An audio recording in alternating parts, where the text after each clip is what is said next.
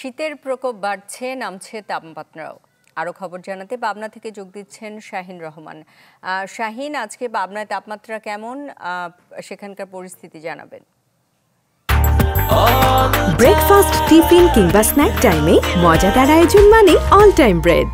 আসলে পাবনার আজকে সকাল 6টার যে সর্বনিম্ন তাপমাত্রা রেকর্ড করা হয়েছে সেটি হচ্ছে 11 ডিগ্রি সেলসিয়াস, যেটি গতকাল ছিল সকাল 9টায়। গতকাল ছিল সর্বনিম্ন তাপমাত্রা 11.3 ডিগ্রি সেলসিয়াস এবং তার আগের দিন অর্থাৎ 12 ডিসেম্বর অর্থাৎ সেদিন ছিল 11.8 ডিগ্রি এবং তার আগের দিন অর্থাৎ 11 ডিসেম্বর ছিল 12.5 ডিগ্রি। অর্থাৎ গত কয়েকদিনের যে তাপমাত্রার যে পারদ আমরা দেখছি সেটি কিন্তু ক্রমান্বয়ে নিচের দিকেই নামছে, অর্থাৎ শীতের তীব্রতা কিন্তু পাবনা অঞ্চলে বাড়তে শুরু করেছে।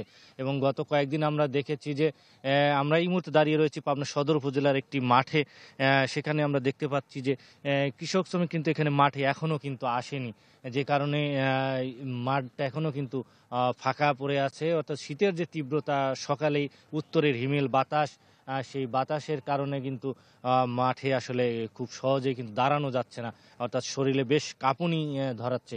গত কয়েকদিনের আমরা দেখেছি যে গত কয়েকদিন ধরে কুয়াশার বেশ প্রভাব ছিল এবং গতকাল থেকে আজকে দেখছি সকাল থেকেই ঝলমলে রোদ উঠছে এবং তাপমাত্রা যত কমছে এবং শীতের তীব্রতা কিন্তু পাবনায় বাড়ছে ক্রমান্বয়ে।